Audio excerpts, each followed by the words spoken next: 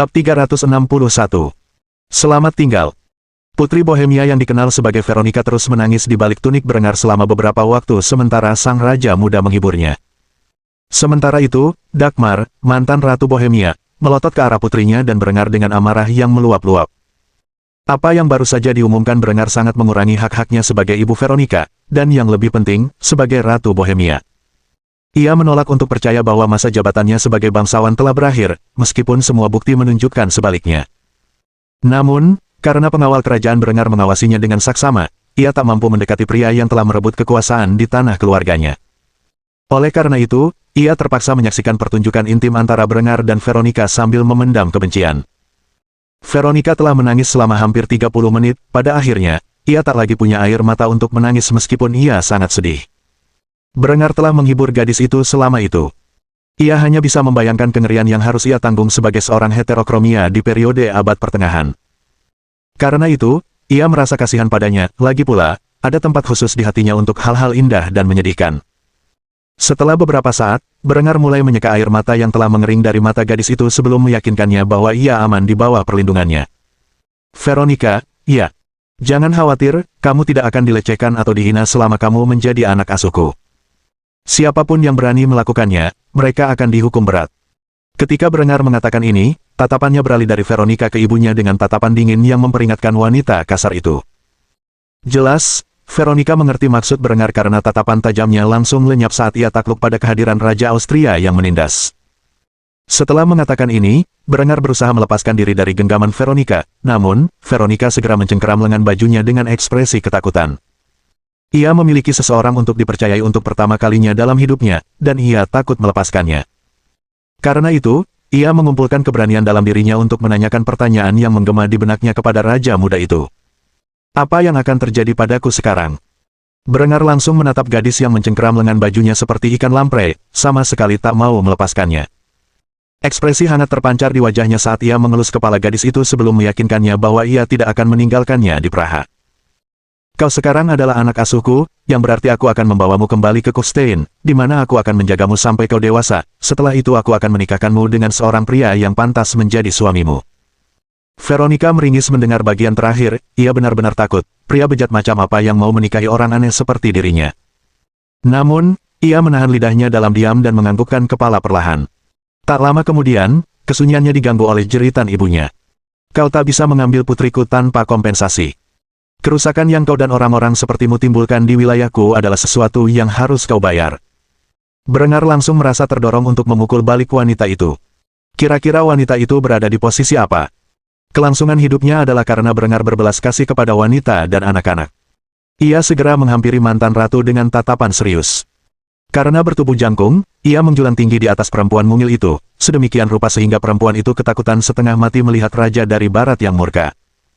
Berengar mengangkat tangannya ke udara, siap memukul perempuan itu, yang secara naluriah membuatnya tersentak. Setelah berpikir sejenak, Berengar menurunkan tangannya sebelum meneriaki perempuan itu dan kesombongannya. Memangnya kau pikir kau siapa, sampai-sampai menuntutku seperti itu? Suamimu sudah meninggal, putra-putramu juga bernasib sama dengannya.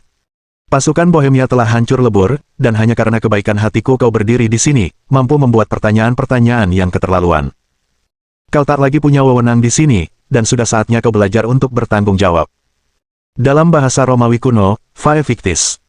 Veronica menatap Berengar dengan kaget, tak seorang pun yang ia kenal pernah berani melawan ibunya sebelumnya, bahkan ayahnya pun tak akan berani berbicara kepadanya dengan cara yang begitu berani. Namun, pernyataan Berengar selanjutnya semakin mengejutkannya dan langsung membuatnya tersipu. Kalau bukan demi putri kesayanganmu, yang telah kau siksa dengan begitu berani di hadapanku, aku pasti akan jauh lebih kejam dalam menghadapi keangkuhanmu. Bersyukurlah karena aku telah menahan diri, namun, jika kau berani memancing amarahku lebih jauh, aku tidak akan bersikap baik lagi di masa depan. Veronica bersembunyi di balik Berengar. Meskipun Berengar orang asing, ia telah melakukan hal yang tak terpikirkan dan melindunginya dari kekerasan ibunya. Fakta ini membuat gadis muda itu secara naluriah mempercayainya. Melihat Berengar membela putrinya yang mengerikan dengan begitu berani, Dagmar tak mampu lagi menahan amarah dan rasa jijiknya, sehingga ia mulai memaki Berengar. Kau menganggap putriku yang aneh itu berharga. Orang mesum macam apa kau ini? Benar kata mereka, kau pasti jelmaan iblis untuk menganggap monster seperti dia menarik. Begitu perempuan itu mengatakan hal itu, Berengar tak kuasa menahan keinginan untuk menamparnya, Karena itu, ia dengan kasar memukul wajahnya dengan punggung tangan, membuatnya jatuh ke tanah, mengejutkan semua orang yang hadir, terutama Veronica. Berengar segera menutup jarak antara dirinya dan mantan ratu sebelum menghentakkan kakinya pelan di kepala perempuan itu, menekan tengkoraknya ke lantai batu. Saat ia melakukannya, raut wajah yang tadinya tampan tampak ganas. Kurasa aku sudah bilang akan ada hukuman berat bagi yang melecehkan gadis itu, kan? Berani-beraninya kau menghina putrimu dengan cara yang begitu kejam, bahkan setelah aku menyatakan dia berada di bawah perlindunganku. Kau benar-benar tidak menghargai nyawamu, dasar jalang. Setelah beberapa saat, Berengar melepaskan sepatunya dari wajah wanita itu. Saat melakukannya, ia tidak menatapnya sedikit pun, karena mantan ratu itu tidak pantas mendapatkan hal seperti itu. Sebaliknya, ia memberi perintah kepada putri Bohemia muda itu. Veronica, ayo, sudah waktunya kita pulang. Aku yakin kamu akan menyukai Kufstein. Setelah mengatakan ini, Berengar mulai pergi tanpa menoleh ke belakang pada ratu yang telah dipermalukan di depan semua orang yang hadir. Veronica menatap ibunya dengan cemas, takut akan pembalasan atas tindakan Berengar. Namun, di bawah tekanan luar biasa dari para pengawal kerajaan Berengar, ia menahan diri dan hanya menatap putrinya dengan tatapan penuh kebencian. Melihat hal ini, Veronica segera berlari mengejar Berengar, mencari rasa aman yang ia rasa telah disediakan oleh Berengar. Ia segera mencengkeram lengan baju Berengar dengan tangan pucatnya saat mereka berjalan menuju halaman kastil tempat tunggangannya menunggu. Eckhart dan garda kerajaan mengikuti Berengar ke halaman, tempat marsekal lapangan veteran itu memprotes mundurnya Berengar yang tergesa-gesa. Yang mulia, situasi di Bohemia masih belum stabil. Meskipun kaum Husaid dengan berat hati menerima pemerintahan Anda, bangsawan Bohemia lainnya mungkin masih akan mengkritik proklamasi Anda. Bahkan saat itu pun, tidak ada yang tahu kapan pengkhianatan akan dilakukan oleh orang-orang yang berlutut di hadapan Anda. Kembali ke Kufstein secepat itu akan berdampak buruk. Menanggapi keberatannya, Berengar berbalik dan menatap Eckhart dengan tatapan hangat. Saat melakukannya, dia mengulurkan tangan dan memegang bahu pria itu sebelum memberinya perintah lagi. Marsekal von Hallstatt, dengan ini saya memberi Anda komando penuh atas 10.000 orang yang saya bawa. Anda diberi wewenang untuk bertindak sesuai keinginan Anda. Anda punya satu tujuan, membawa stabilitas ke wilayah ini. Saya tidak peduli bagaimana Anda melakukannya, tetapi para penguasa Bohemia harus tunduk pada kekuasaan saya dalam waktu 1 tahun, atau saya akan mengerahkan seluruh kekuatan militer Austria untuk menyerang mereka. Saya yakin sepenuhnya bahwa Anda akan berhasil dalam upaya ini, dan ketika para bangsawan Bohemia telah menyerahkan senjata mereka dan mengakui kedaulatan saya, Anda akan diizinkan pulang. Meskipun Eckhart lelah bertempur dan ingin pulang ke Kufstein, dia tahu bahwa Berengar tidak akan mempercayakan tugas penting ini kepada siapapun, oleh karena itu, dia segera memberi hormat kepada Berengar dan mematuhi perintahnya. Baik, Yang Mulia. Setelah mengatakan hal ini, Berengar menatap temannya untuk terakhir kalinya sebelum pergi. Setelah melihat kondisi baju besinya yang buruk, Berengar terkekeh sebelum mengucapkan selamat tinggal kepada temannya.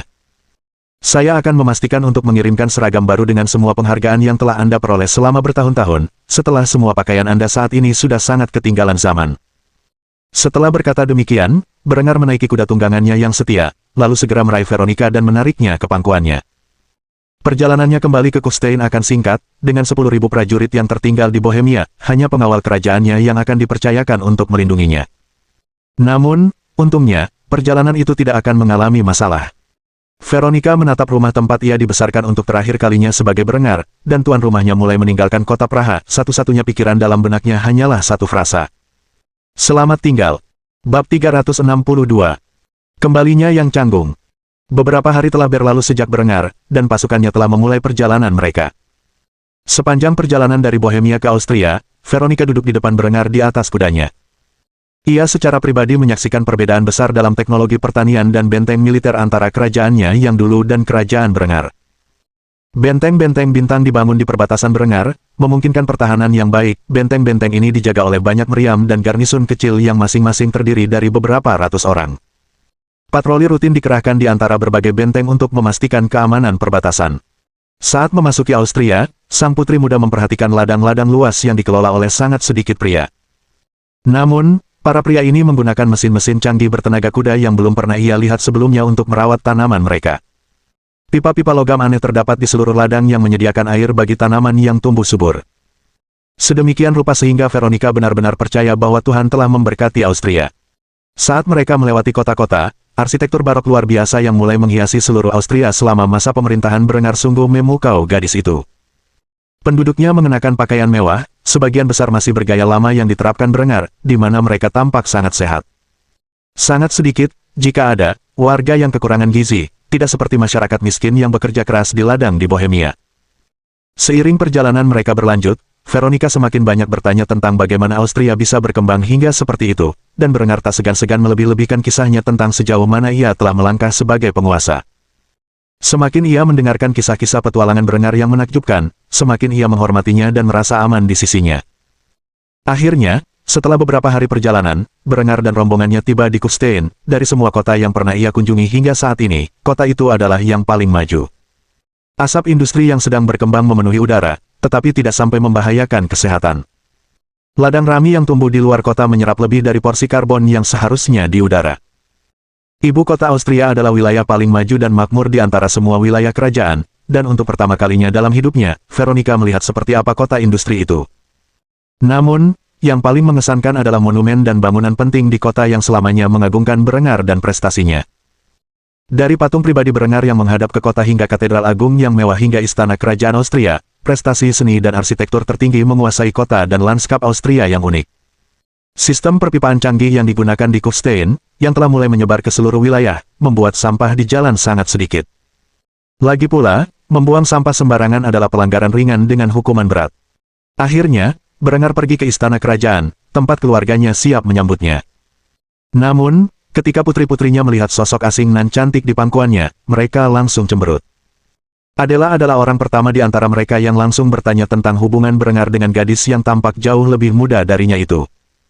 Sayang, aku tidak bermaksud untuk meremehkan kepulanganmu yang penuh kemenangan, tapi siapa sebenarnya gadis yang duduk di pangkuanmu itu?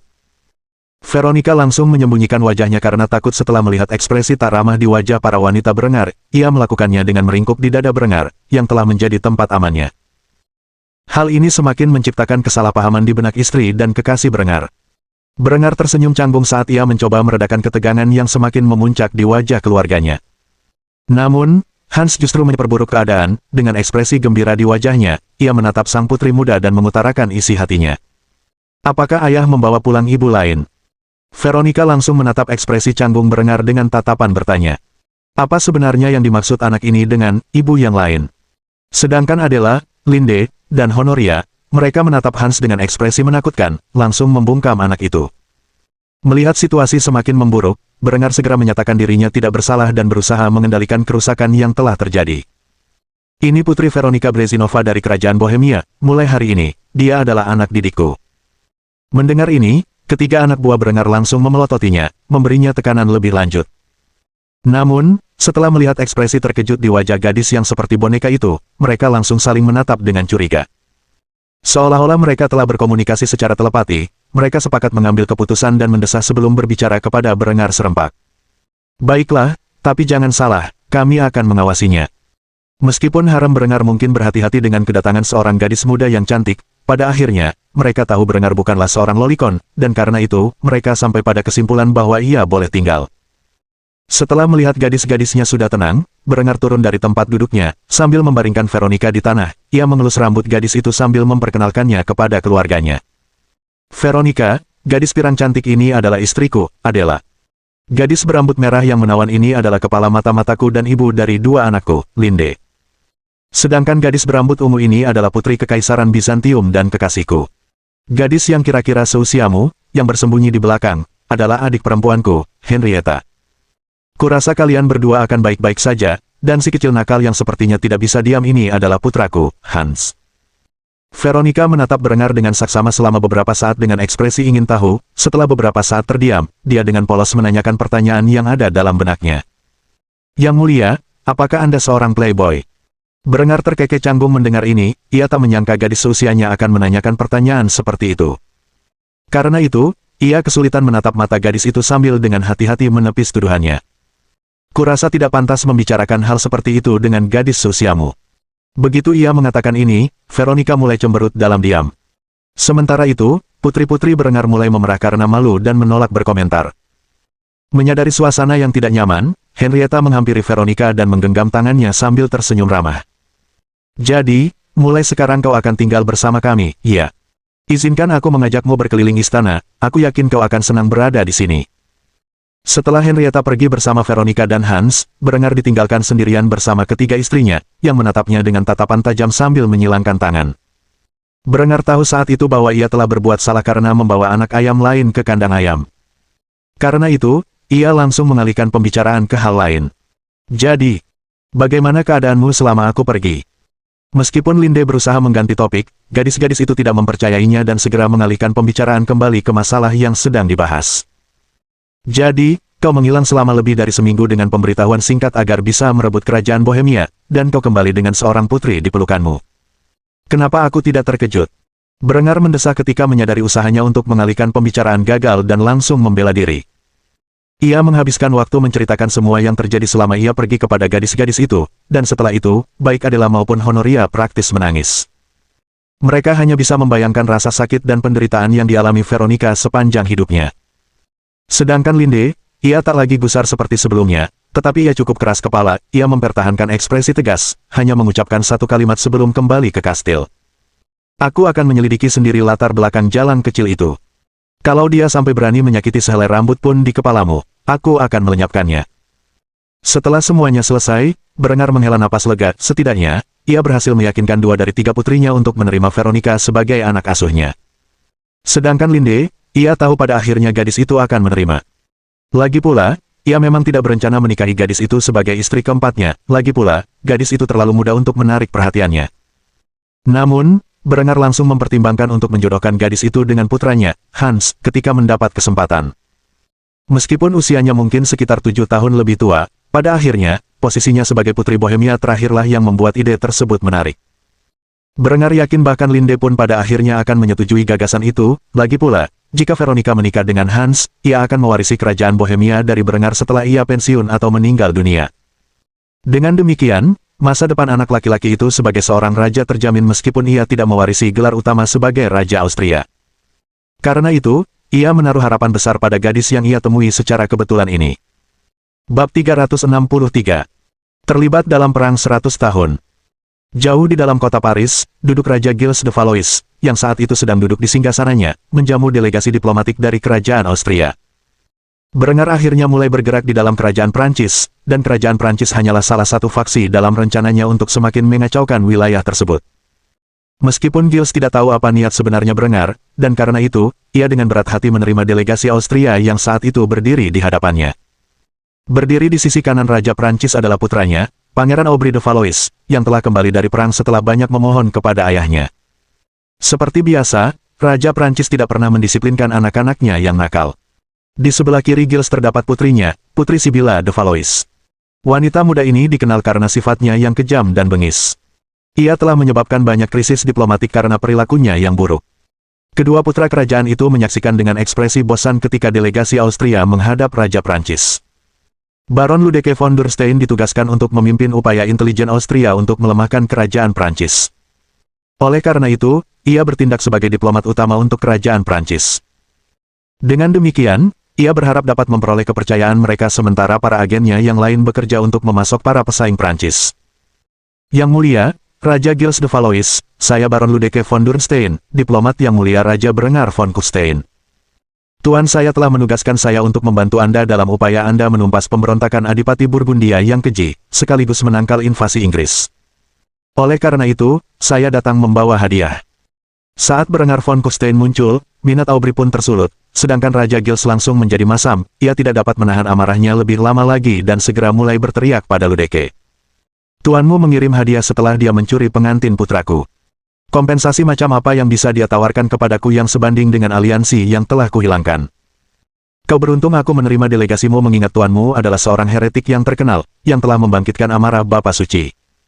Apa kau sadar ada perang salib yang dideklarasikan melawan kerajaanmu? Seharusnya aku memenjarakanmu hanya karena menginjakkan kaki di wilayahku. Sibylla menatap Aubry dengan ekspresi mengejek, dia tahu saudaranya tidak pernah berniat menikah dan kemungkinan besar melakukan apa saja untuk memaksa putri Kekaisaran Bizantium melarikan diri selama kunjungannya. Di sisi lain, Aubry hampir menjilati bibirnya saking gembiranya, ia telah mendengar desas-desus tentang ketampanan dan keberanian Berengar dalam pertempuran. Karena itu, ia menjadi sangat gembira memikirkan pria yang telah naik dari jajaran bangsawan rendahan ke status raja sejati berkat tekadnya sendiri. Begitu Sibylla melihat raut wajah penuh nafsu sang kakak, ia langsung merasa jijik karena tahu persis apa yang dipikirkan perempuan jalan kecil itu. Karena itu, ia kembali menatap tayangan di hadapannya. Ludeke tidak panik menanggapi kemarahan raja. Sebaliknya, ia memberi isyarat kepada para delegasinya untuk membawa salah satu peti kayu yang ditumpuk di belakangnya. Setelah itu, mereka mengeluarkan linggis baja untuk mencungkil peti tersebut dan melihat isinya. Di dalam kotak kayu besar itu terdapat beberapa lusin arkebus matchlock. Arkebus adalah senjata yang digunakan oleh sekutu Berengar dan bahkan telah mulai diproduksi secara terbatas di Kekaisaran Bizantium dan Kerajaan Granada. Beberapa ratus contoh bahkan telah dirampas oleh Uni Iberia yang hampir merekayasa ulang produk akhirnya. Gereja Katolik telah menerima sebagian kecil dari senjata rampasan ini dan mereka sendiri hampir memproduksinya. Jika fakta bahwa semua pihak yang berperan dipersenjatai dengan arkebus dipertanyakan, Berengar dapat menunjuk sejumlah negara sebagai pemasok potensial bagi musuh-musuh Prancis. Meskipun negara-negara tersebut akan menyangkalnya, hampir tidak ada cara untuk membuktikan bahwa mereka tidak bertanggung jawab. Dengan demikian, Berengar dan Kerajaan Austria memiliki alasan yang masuk akal untuk menyangkalnya. Begitu senjata-senjata itu terungkap, Aubry melompat kegirangan dan berlari ke arah peti, di mana ia langsung mengambil salah satu senjata api dan mengarahkannya ke lubangnya. Saat ia melakukannya, Giles meletakkan kepalanya di telapak tangannya. Tindakan putranya yang terlalu bersemangat telah benar-benar menghancurkan posisi otoritas apapun yang ia miliki, sebagai Raja Prancis, dalam negosiasi ini. Sambil membidikkan laras senapan, Aubry mengarahkannya ke arah adiknya dengan senyum lebar. Ia langsung menarik pelatuknya, membuat gerakan "pop" dengan bibir merah muda femininnya. Melihat ini, Sibylla cemberut dan mengeluh kepada ayahnya. "Ayah, Aubry pura-pura menembakku. Lakukan sesuatu." Giles mendesah berat dan mulai menegur putranya atas perilaku kekanak-kanakannya. "Aubry, jatuhkan dan simpan senjata itu bukan mainan."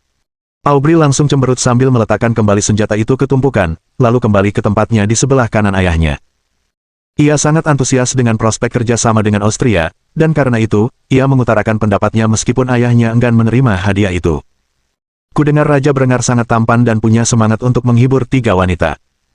Dia benar-benar pria sejati, aku ingin sekali bertemu dengannya." Mulut Giles ternganga ketika mendengar putranya begitu terang-terangan memuji musuh dunia Katolik di istananya. Ia sangat menyadari seksualitas putranya, tetapi ia tidak percaya putranya mungkin terpikir untuk berhubungan dengan Raja Austria. Karena itu, Giles segera mencoba menutup percakapan. Namun sebelum ia sempat, Sibylla telah menyampaikan pernyataannya. "Kudengar Raja Berengar sendiri yang memimpin pasukannya ke medan perang dan selalu berada di tengah-tengah pertempuran. Kalau memang begitu, pasti dia suka kekerasan. Aku juga ingin bertemu dengannya dan melihat apakah dia benar-benar sesuai dengan apa yang digembar-gemborkan." Setelah benar-benar dikhianati oleh anak-anaknya yang hina, raut wajah Giles berubah menjadi kekalahan saat ia bersandar di kursinya dan mendesah, menunggu tanggapan delegasi Austria. Ludeke memanfaatkan situasi ini, berdeham sebelum berbicara. Raja Berengar sedang sibuk mengurus kerajaan, dan karena itu, beliau tidak akan bisa berkunjung langsung ke Paris dalam waktu dekat.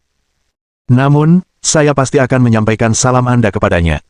Mengenai senjata api ini adalah hadiah, totalnya ada 300. Gunakanlah sesuka Anda. Jika Anda membutuhkan lebih banyak, tuanku akan dengan senang hati membantu pasukan Anda, tentu saja dengan biaya yang tidak terlalu mahal. Giles mengangkat alisnya saat mendengar ini. Jika Berengar bersedia memberikan bantuan militer kepada Prancis, itu akan sangat membantu dalam perangnya melawan Inggris dan pemberontakan di Burgundia. Namun, itu juga berarti ia akan menerima bantuan dari kerajaan yang sesat, yang akan membangkitkan kemarahan Gereja Katolik. Terdapat kelebihan dan kekurangan di setiap sisi argumen, dan ia harus mempertimbangkan pilihannya untuk beberapa waktu sebelum mengambil keputusan. Raja Prancis bangkit dari tempat duduknya dan berbicara kepada delegasi Austria. "Baiklah, saya akan menerima hadiah Anda. Mengenai bantuan apapun di masa mendatang dalam upaya perang kita, itu harus menunggu sampai masalah Berengar dengan gereja terselesaikan. Saya tidak mau menginjak-injak tahta suci hanya demi mendapatkan bantuan militer kecil." Ludeke tersenyum sambil menundukkan kepalanya dengan hormat kepada Raja Prancis. "Tentu saja, Yang Mulia. Jika itu saja, maka kami akan kembali ke tanah air. Jika Yang Mulia ingin membahas persyaratan lebih lanjut, Yang Mulia dan keluarga selalu diterima di Kufstein." Dengan dikatakannya itu, delegasi Austria mulai berangkat, dan Raja Giles mulai membahas masalah tersebut dengan anak-anaknya dan para menterinya. "Orang Austria terkutuk, memaksaku menerima hadiah yang merepotkan seperti itu. Kalau bukan karena tindakanmu, Aubry, aku pasti sudah menolaknya." Namun, ketika Raja Prancis menoleh untuk menegur putranya yang bandel itu, ia tak ditemukan. Sebaliknya, Aubry telah mengikuti delegasi Austria ke dermaga, tempat ia membisikkan pesan pribadi ke telinga Baron Ludeke von Dürnstein. "Katakan pada Yang Mulia Raja Berengar von Kufstein, jika suatu saat nanti ia bosan dengan putri bodoh itu, aku akan dengan senang hati menghiburnya." Ludeke terkejut ketika mendengar ini, namun, sebagai anggota intelijen kerajaan Austria, dia berhasil menjaga sikap tenang saat dia tersenyum dan mengangguk ke arah Pangeran Prancis sebelum menanggapi dengan hormat. Aku akan memastikan untuk memberitahu Raja tentang kata-katamu. Mendengar ini, mata Aubry berbinar penuh harap sebelum ia mulai berlari kembali ke istana. Ayahnya pasti akan memarahinya, mengingat ia menghilang di saat yang genting. Namun, ia tidak peduli, ia lebih tertarik menghubungi Raja Berengar daripada dimarahi ayahnya. Setelah dengan berat hati berjanji untuk menyampaikan kata-kata Pangeran Prancis kepada Berengar, Ludeke mendesah berat sebelum melangkah ke kapalnya, yang kemudian akan berlayar menuju Trieste. Perjalanan pulang akan jauh, tetapi pada akhirnya tujuan mereka berhasil. Ludeke cukup yakin bahwa begitu musuh-musuh Prancis mendapatkan senjata api, Prancis akan memohon dukungan militer kepada Berengar, itu hanya masalah waktu. Bab 364. Menetaskan rencana jahat. Hari-hari telah berlalu sejak Berengar pertama kali kembali dari kerajaan Bohemia bersama mantan putrinya. Meskipun gadis itu menemukan teman dalam diri Henrietta, ia tak kuasa menahan diri untuk tidak memperhatikan tatapan tajam yang diterimanya dari harem Berengar setiap kali ia bertatapan mata dengan mereka.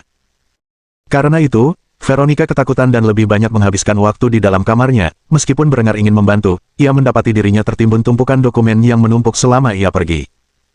Selain itu, ia yakin keterlibatan apapun dalam urusan gadis itu pasti akan memancing kemarahan para wanita di sekitarnya, dan karena itu, ia memutuskan untuk memberi Veronica ruang untuk sementara waktu. Sementara Veronica perlahan beradaptasi dengan kehidupan barunya di Kufstein, Linde mulai menyelidiki latar belakangnya. Berkat jaringan luas mata-mata Austria yang terbentuk di Bohemia selama Perang Saudara, ia dengan cepat dapat mengumpulkan berbagai informasi tentang kehidupan pribadi sang putri muda. Kecurigaan Berengar terbukti, gadis itu diperlakukan dengan buruk oleh keluarganya dan dikurung dari mata publik untuk memastikan bahwa para petani yang percaya tahayul tidak mencoba membunuh gadis malang itu. Meskipun Linde merasa kasihan pada Veronica, Veronica belum bisa menerima keberadaannya di istana kerajaan. Karena itu, sang mata-mata veteran memastikan setiap tindakan putri Bohemia diawasi dengan ketat. Lagi pula, Veronica adalah variabel yang tidak diketahui, dan Linde paling takut pada hal itu. Sedangkan Adela, ia menghabiskan waktu ini untuk mendukung suaminya dengan segala cara yang ia bisa, terutama dengan membawakannya makanan sementara ia bekerja siang dan malam mengatasi tumpukan dokumen yang tampaknya tak tertahankan yang harus ia tangani. Jika ada satu hal yang paling dibenci Berengar di dunia ini, itu adalah dokumen. Honoria memilih untuk bermalas-malasan di dalam istana kerajaan, ia dan krunya sedang menikmati masa damai Austria. Kecuali mereka ingin mengkhianati kerajaan Austria dan melakukan pembajakan, tidak banyak pekerjaan yang bisa dilakukan. Akan tetapi, mereka telah meraup banyak keuntungan selama perang dengan kekaisaran, dan karena itu, para wanita yang menjadi awak Honoria sangat senang menghabiskan sebagian kekayaan itu untuk diri mereka sendiri dan menikmati momen kedamaian dalam kemewahan. Setelah hampir seminggu berlalu, Berengar keluar dari ruang kerjanya dengan kantung mata. Ia sangat kelelahan, setelah menghabiskan hampir setiap jam terjaga memeriksa berbagai dokumen, Berengar akhirnya menyelesaikan pekerjaannya. Sambil melakukannya, ia pergi ke kamar mandi, untuk membersihkan keringat dan kotoran yang menumpuk di tubuhnya selama beberapa hari terakhir. Kegigihan Berengar sebagai penguasa terbukti dengan mengorbankan kesehatannya selama beberapa hari demi memastikan ia menyelesaikan pekerjaan sebanyak mungkin. Jika bukan karena Adela dan usahanya, kemungkinan besar ia sudah meninggal karena dehidrasi. Ketika Berengar akhirnya tiba di bak mandi, ia melihat pemandangan yang ganjil. Adela saat itu sedang berada di dalam kolam besar yang mengapung di tengahnya, tanpa menyadari kedatangannya. Rambutnya, yang biasanya diikat quintail, tergerai dan mengalir ke pinggulnya seperti sungai madu saat berendam dalam air mandi yang panas. Hal ini memberi Berengar ide yang jahat saat ia diam-diam memasuki bak mandi seukuran kolam, tempat ia tenggelam di bawah permukaannya dan berenang mendekati tubuh telanjang Adela dari bawah. Setelah beberapa saat, ia muncul dari bawah permukaan dan mencengkeram pinggang Adela seperti kraken yang menelan kapal, lalu menyeretnya ke bawah permukaan kolam. Sang ratu muda langsung panik hingga ia menatap ekspresi gembira suaminya. Lalu ia menjentikkan hidungnya, memaksa pasangan itu naik ke permukaan. Berengar tak kuasa menahan tawa saat menatap istri mudanya yang cantik dengan satu-satunya matanya yang masih sehat. Di sisi lain, Adela geram dan cemberut, ia ingin sekali menamparkan wajah suaminya karena leluconnya itu. Setelah beberapa saat, ia mendesah dan berenang ke arah Berengar, tempat ia menempelkan dada telanjangnya ke dada Berengar, melingkarkan lengannya di leher Berengar, dan menciumnya dengan penuh gairah. Kemarahannya mereda, dan dengan itu, kelelahan Berengar seakan sirna. Setelah melepaskan pelukan mereka, Adela tersenyum hangat sambil menanyakan pertanyaan yang ada di benaknya kepada suaminya. Jadi, aku berasumsi kamu sudah selesai dengan pekerjaanmu. Menanggapi hal ini, Berengar menguap sebelum menganggukkan kepalanya, dia bahkan tidak ingin memikirkan tentang dokumen saat ini, ide itu saja telah membangkitkan kembali kelelahan fisiknya. Untuk saat ini, tetapi selalu ada lebih banyak dokumen yang harus diselesaikan. Adela terkikik mendengar ini sebelum berenang kembali ke tepi kolam dan duduk di anak tangganya, sambil melakukannya, ia memberi isyarat kepada Berengar untuk mendekat, yang dengan senang hati menurutinya. Setelah tiba di dekat istrinya, Adela meraih sabun mandi cair, lalu menggosokkannya ke dada telanjangnya sebelum menempelkan tubuhnya ke punggung Berengar. Sambil membersihkan punggungnya dengan sensual, sang ratu muda mulai menegur suaminya karena kurang merawat diri. Aku tahu kamu sibuk kerja, tapi jangan lupa rapiin diri, kamu kotor. Biar aku yang urus. Berengar, tentu saja, tidak menolak perlakuan istimewa tersebut, dan karena itu, ia duduk santai sementara istrinya membasuh seluruh tubuhnya. Setelah melihat Berengar bergairah, Adela meraih batang penisnya dan mulai membelainya dengan lembut. Senyum nakal tersungging di wajah sang ratu muda saat ia mulai menggoda pengantinnya yang cantik. Gadis nakal, apa yang kau kira kau lakukan di kamar mandi? Menanggapi hal ini, Adela memutar matanya sebelum mencengkeram tongkatnya lebih erat lagi, dia berbisik di telinganya dari belakang. Kau pikir aku tidak tahu apa yang kau dan yang lainnya lakukan saat mandi? Seorang istri harus membantu suaminya, jadi duduklah dengan tenang dan biarkan aku menghilangkan sedikit stresmu. Berengar tidak tahu apa yang merasuki Adela, biasanya Adela tidak seberwibawa ini, tetapi ia tidak membenci bagian dirinya yang ini, dan karena itu, ia duduk diam sementara Adela mengelus batangnya ke atas dan ke bawah dengan intensitas yang semakin meningkat. Sabun mandi yang berminyak, dipadukan dengan tangan Adela yang kecil dan lembut, memberikan kenikmatan yang luar biasa bagi raja muda itu. Akhirnya, Adela mulai menciumi leher Berengar sambil menempelkan payudaranya yang telanjang ke punggung Berengar. Semakin dibelai, semakin dekat Berengar mencapai klimaks, hingga pintu kamar mandi terbuka dan dua perempuan lain muncul.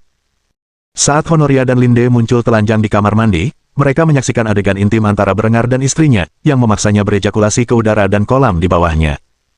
Berengar terengah-engah sementara senyum nakal muncul di wajah Honoria. Ia langsung menggoda pasangan muda itu saat memasuki air panas yang mengepul. Aduh, Adela. Aku nggak ngangka kamu dan Berengar bisa bertingkah mesum kayak gitu waktu lagi mandi. Bayangkan Ratu Austria yang sok suci itu sampai ngasih handjob ke suaminya waktu mandi, itu benar-benar keterlaluan. Adela langsung mengerutkan kening, tepat ketika suasana mulai memanas antara dirinya dan suaminya, yang lain harus datang dan merusak kesenangannya. Karena itu, ia tetap menempel erat pada Berengar saat Honoria mendekat, bagaikan singa betina yang melindungi wilayahnya dari hiena yang rakus. Sedangkan Berengar, ia melihat ini sebagai momen yang tepat untuk mempererat hubungan antara dirinya dan ketiga wanitanya. Maka, ketika Linde akhirnya masuk ke kamar mandi, seringai lebar muncul di wajahnya. Baiklah, mengapa kita tidak melanjutkan apa yang Adela dan aku tinggalkan? Namun, ketika Berengar menyarankan hal ini, Adela mendesah jijik dan keluar dari bak mandi. Ia tak ingin terlibat dalam pesta pora seperti itu bersama Berengar dan para kekasihnya. Begitu keluar dari kolam, ia melirik Berengar dengan tatapan tajam dan menggumamkan kata-kata penuh penghinaan. Kalian bersenang-senanglah sendiri, jika kalian membutuhkan aku akan sarapan. Setelah mengatakan itu, ia menghilang dari kamar mandi dan mulai berpakaian. Sedangkan Berengar, ia ditinggalkan sendirian bersama kedua kekasihnya, namun, melihat ekspresi kecewa Adela, ia tak lagi ingin bersenang-senang. Karena itu, ia pun mendesah dan bangkit dari bak mandi. Saat ia melakukannya, Linde langsung memanggilnya. Tunggu. Mau kemana kamu? Berengar menatap kembali ke arah kekasih-kekasihnya, yang tampak seolah-olah telah kehilangan semua harapan dan tersenyum pahit sebelum mengungkapkan pikiran dalam benaknya. Aku akan menenangkan Adela, rasanya kurang tepat kalau aku bersenang-senang saat dia sedang kesal, lagi pula, kita sedang ada urusan. Linde dan Honoria mulai cemberut mendengar hal itu. Namun, hal itu tidak mengubah pikiran Berengar, sehingga ia meninggalkan kamar mandi dan mengikuti Adela ke ruang makan, berharap bisa mendapatkan hatinya. Setelah Berengar dan Adela pergi, Linde akhirnya berbicara, dengan nada getir dalam suaranya saat ia mulai menyusun rencana jahat. Kita harus cari cara supaya jalan itu mau ikut. Kalau tidak, Berengar akan terus memilihnya daripada kita. Honoria langsung mengerutkan kening setelah mendengar ini dan menyuarakan keprihatinannya atas masalah tersebut. Bagaimana bisa? Dia sok suci, dan kau tahu itu. Kita tidak mungkin bisa meyakinkannya untuk berempat. Mendengar hal ini, senyum nakal terbentuk di bibir Linde yang sempurna saat dia mengingat peristiwa penting di masa lalunya. Karena itu, dia mencondongkan tubuh ke dekat Putri Bizantium dan mengawali rencananya dengan satu pertanyaan. Pernahkah aku bercerita kepadamu bagaimana Berengar dan aku pertama kali bercinta? Bab 365. Melegalkan poligami. Saat itu, Berengar berada di ruang sidang Reichstag, menyampaikan argumennya tentang mengapa poligami seharusnya legal. Melawan keinginan ratusan anggota Kongres Austria, ia memperjuangkan tujuan yang sangat ia yakini. Setelah berminggu-minggu menikah dengan Adela, ia merasa sudah cukup waktu baginya untuk melanjutkan rencananya. Karena itu, ia mulai berbicara dengan penuh semangat kepada para anggota Reichstag tentang pandangannya tentang hal itu. Kau bertanya kenapa menurutku seorang pria harus punya banyak istri. Kalau dipikir-pikir, alasannya cukup sederhana, tingkat kesuburan. Jika setiap pria Jerman punya banyak istri, tingkat kelahiran di negara kita akan meningkat pesat. Era baru telah tiba, dan tak lama lagi bangsa kita akan menyebar ke seluruh dunia dan mengklaim wilayahnya yang luas untuk kita sendiri. Untuk mengisi tanah-tanah ini, kita harus memiliki populasi yang lebih besar. Saat ini, kerajaan kita yang agung memegang kendali atas Swiss, tetapi ada minoritas yang signifikan di tanah-tanah tersebut yang bukan orang Jerman. Oleh karena itu, setiap orang Jerman harus membantu menyebarkan benihnya dan menjermanisasi penduduk non-Jerman di kerajaan kita. Ini termasuk Bohemia, yang baru-baru ini saya kuasai. Saya berharap penduduk Bohemia dapat berbicara bahasa kami dan merangkul budaya agung kami dalam 4 generasi. Karena itu, saya mengusulkan agar setiap pria Jerman diizinkan memiliki hingga 5 istri sah, sementara seorang wanita hanya boleh memiliki 1 suami. Setelah mengatakan hal ini, salah satu anggota parlemen segera mulai berdebat dengan berengar tentang poin penting. Bagaimana dengan keturunan perempuan-perempuan non-Jerman ini? Konstitusi dengan jelas menyatakan bahwa hanya orang Jerman asli yang boleh menjadi warga negara kita. Apa yang akan Anda lakukan terhadap anak-anak dari pernikahan-pernikahan ini? Berengar tersenyum saat dia mulai menjawab pertanyaan itu. Pertanyaan yang bagus, solusinya sederhana. Keturunannya akan tetap menjadi penduduk tetap sampai keturunan mereka memiliki setidaknya 3 kakek nenek berkebangsaan Jerman. Mereka akan dikecualikan dari hukum waris dan tidak akan mendapatkan hak istimewa politik apapun yang diberikan kepada orang Jerman di kerajaan kita. Majelis segera meluapkan amarah ketika mereka berdebat sengit dengan berengar mengenai masalah ini. Berengar memiliki wewenang untuk mengesahkan undang-undang ini terlepas dari apapun pendapat mereka. Namun, ia merasa perlu mempertahankan kesan bahwa rakyat memiliki semacam perwakilan dan dengan demikian terus berdebat dengan mereka tentang legalisasi poligami.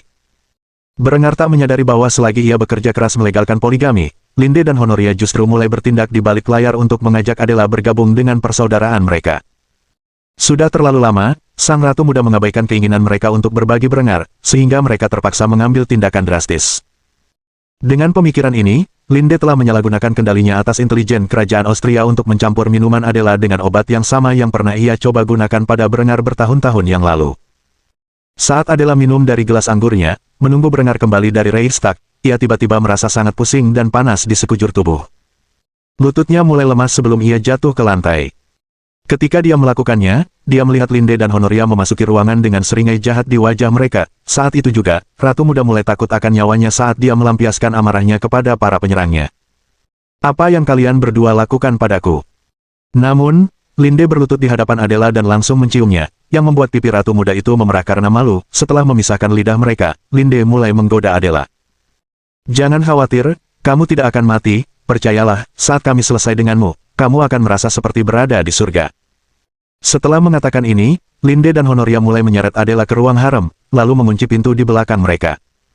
Setelah itu, mereka mulai menanggalkan gaun safir berendahnya, dan memandangi pakaian dalamnya dengan ekspresi gembira. Adela saat itu mengenakan bra rendah hitam dengan tong dan garter belt yang senada.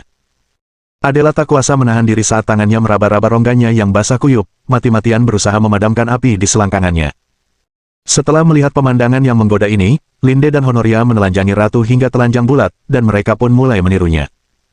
Setelah mereka semua menanggalkan pakaian, mereka menindih Adela di tempat tidur, di mana Honoria duduk di atas wajah cantik ratu, memaksanya menjilati celah kemaluannya. Sementara Honoria menikmati dirinya sendiri, Linde mulai menikmatinya. Ia mulai menggoda bagian bawah Adela dengan lidahnya sebelum memasukkan jarinya ke dalamnya. Ia terus melakukan ini hingga Adela mencapai klimaks di seluruh wajahnya. Namun, itu tidak berakhir di sana, keduanya terus menyerang ratu hingga ia benar-benar kelelahan. Setelah beberapa jam disiksa secara seksual, Adela mulai pulih dari efek obat bius dan melotot tajam ke arah 2 perempuan telanjang yang berbaring di sebelahnya.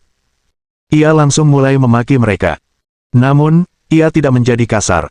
Dasar bajingan. Beraninya kalian mengotoriku seperti ini. Aku sekarang ternoda selamanya, gara-gara kalian. Bagaimana aku bisa masuk gerbang surga setelah apa yang telah kalian lakukan padaku? Linde langsung terkikik ketika mendengar komentar naif Adela, yang cukup membuat ratu kesal. Ia terus menatap tajam wanita tua itu saat menginterogasinya. Apa yang lucu? Linde terkekeh sejenak sebelum mengungkap kebenaran di balik keyakinan Berengar. Dengan begitu, ia meruntuhkan cita-cita luhur Adela yang berpusat pada pria yang dinikahinya. Lucu, kau begitu religius, tapi Berengar malah membenci omong kosong itu. Menurutmu kenapa dia berperang dengan gereja Katolik? Karena dia ingin mereka tidak punya wewenang atas cara dia memerintah wilayahnya. Poin terpenting dari reformasi Berengar adalah pemisahan gereja dan negara, segala sesuatu yang lain hanya ada untuk menenangkan para fanatik yang berbondong-bondong mendukungnya. Kau bertindak angkuh dan berkuasa, tetapi kau menikahi seorang pria yang setidaknya acuh tak acuh terhadap agama dan paling-paling membenci segala sesuatu tentangnya. Bagi Berengar, agama hanyalah alat untuk memanipulasi orang agar melakukan apa yang diinginkannya. Adela terkejut ketika mendengar ini. Meskipun ia tahu Berengar selalu gelisah setiap kali ia membahas rencana Tuhan dengannya, ia tidak pernah menduga bahwa Berengar adalah seorang yang sama sekali tidak percaya, yang menciptakan reformasi sebagai cara untuk memanipulasi orang Kristen agar melepaskan kekuasaan mereka atas masyarakat. Ia langsung memeluk lututnya erat-erat saat bayangan Berengar yang dipilih Kristus untuk memimpin rakyat Jerman menuju kemakmuran yang lebih besar mulai memudar dari benaknya. Sebagai gantinya, sebuah gagasan baru mulai terbentuk, yaitu seorang kafir yang tak bertuhan dan seorang tiran brutal yang memaksakan kehendaknya pada dunia. Begitu membayangkan sosok baru suaminya dalam benaknya, ia terkejut mendapati dirinya tidak merasa jijik, justru sebaliknya. Adela kini lebih bergairah daripada sebelumnya, dan hal ini tak luput dari perhatian gadis-gadis di sebelahnya, yang menatap celah licinnya dengan kaget. Linde menyadari bahwa efek obat itu seharusnya tidak lagi terasa dalam tubuh Adela, tetapi penggambaran Berengar yang realistis ini membuat ratu muda sangat gembira. Karena itu, ia tersenyum sebelum menggoda Adela sekali lagi dengan berbisik di telinganya. Jika menurutmu itu terasa luar biasa, tunggu sampai kau berbagi Berengar dengan kami.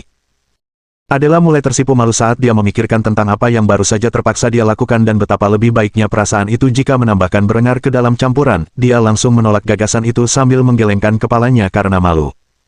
Tidak, aku tidak bisa. Itu salah. Linde mendesah sebelum memeluk Adela dan membelai rambutnya yang halus keemasan. Saat melakukannya, dia tampaknya mencoba menghibur gadis itu, sementara pada kenyataannya, memanipulasinya agar melakukan perintahnya. Bagaimanapun, Berengar akan menikmati waktunya bersama Honoria dan aku, kau juga bisa ikut.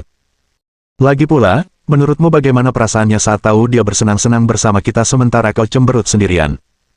Kau tahu dia berniat menikahi kita semua, kan? Kenapa kita harus terus-menerus berebut perhatiannya kalau kita bisa berbagi cintanya?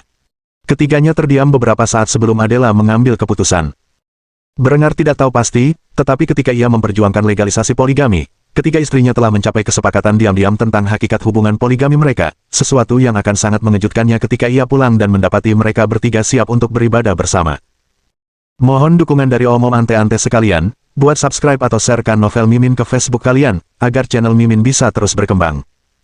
Dengan begitu, Mimin bisa lebih semangat untuk up novel seru lain ke depannya. Buat teman-teman yang sudah subscribe dan sharekan novel Mimin, Mimin ucapkan terima kasih sebanyak-banyaknya. Sekiranya teman-teman menghadapi masalah video diputar dalam bahasa Inggris, coba tukar kepada bahasa Indonesia original melalui cara ini. Semasa mendengarkan, pencet tombol setting di atas kanan video, pilih audio track dan tukar bahasa.